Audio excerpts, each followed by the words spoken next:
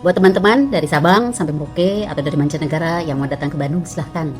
Cuman kalau datang ke Bandung nggak main ke gedung sate itu belum sah, karena gedung sate itu ikonnya Jawa Barat, sesuatu yang unik dari Jawa Barat, dari bangunannya dan sebagainya. Juga karena dia itu punya nilai sejarah, termasuk bangunan bersejarah. Udah berdiri dari tahun 1924, udah lama banget kan. Nah, dibikin peletakan batu pertamanya juga masih sama orang-orang Belanda waktu itu. Yang jadi gubernurnya, yang jadi wali kotanya juga itu orang-orang Belanda semua. Jadi waktu itu pernah dijadiin kantor pemerintahan Hindia Belanda. Nah, setelah Indonesia merdeka tuh tahun 45, gedung sate dijadiin kantor PU. Baru sekitar tahun 80-an gedung sate dijadiin kantor gubernur Jawa Barat sampai sekarang.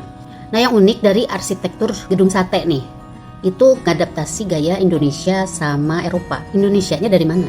Indonesianya itu ngadaptasi dari bagian atap ya. Itu tuh kan kayak pura-pura. Kayak pura maksudnya. Bersusun gitu loh. Itu ngadaptasi dari pura di Bali.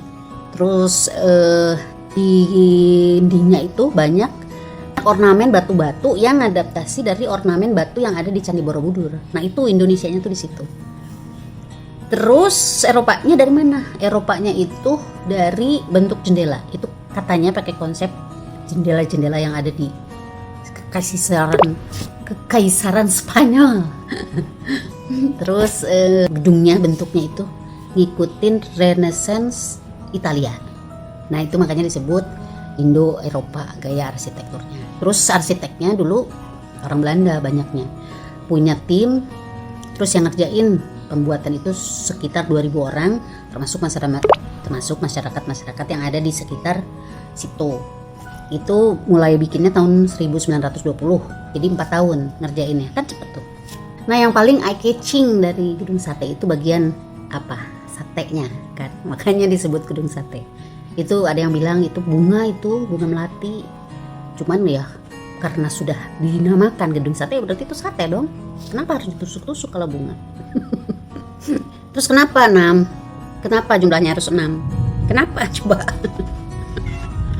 Itu karena katanya nih satu satenya itu melambangkan satu gulden. Jadi 6 sate itu melambangkan 6 gulden.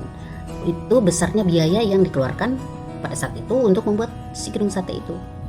Terus ada kejadian apa di sana sampai disebut bangunan yang banyak sejarahnya? Jadi gini, waktu itu setelah Indonesia merdeka, ada yang merasa nggak puas dengan kemerdekaan itu.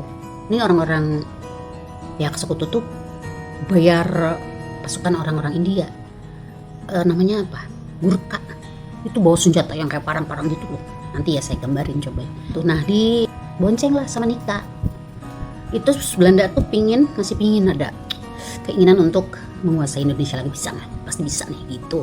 Akhirnya dia ngebonceng lah di sekutu, nyerang gedung sate. Kenapa gedung sate diserang? Karena ya itu ikonik tadi. Jadi itu ini keren banget, ini strategis banget untuk pemerintahan dan lain-lain itu.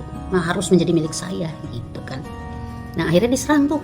Itu dulu yang mempertahankan gedung sate itu karyawan PU di situ ada sekitar 15 orang. Cuman ya bayangin aja 15 orang Indonesia ngelawan pasukan Gurkha yang katanya sih udah terkenal banget kan dengan ketangguhannya dan sebagainya. Ya kalah. Indonesia itu meninggal 7 orang. 5 orang ditemukan jasadnya. Yang 2 lagi nggak tahu sampai sekarang. Nah, yang 5 orang ini akhirnya dimakamkan di Taman Makam Pahlawan Cikutra. Tapi nggak berhasil tuh si pasukan Gurkha itu menguasai itu karena sudah dipertahankan kan sama orang-orang ini. Jadi jasanya kan besar banget. Makanya mengingat jasa itu dibikinlah sebuah kayak prasasti itu. Itu di situ menceritakan kejadiannya, tanggal-tanggalnya segala macam, terus ditaruh di halaman belakang gedung sate. Mungkin kejadiannya itu di belakang gedung sate ya waktu itu. Tapi terus tanggal 3 Desember dipindahin ke depan. Jadi di halaman depan. Jadi kalau ada orang masuk itu udah kelihatan si prasasti itu.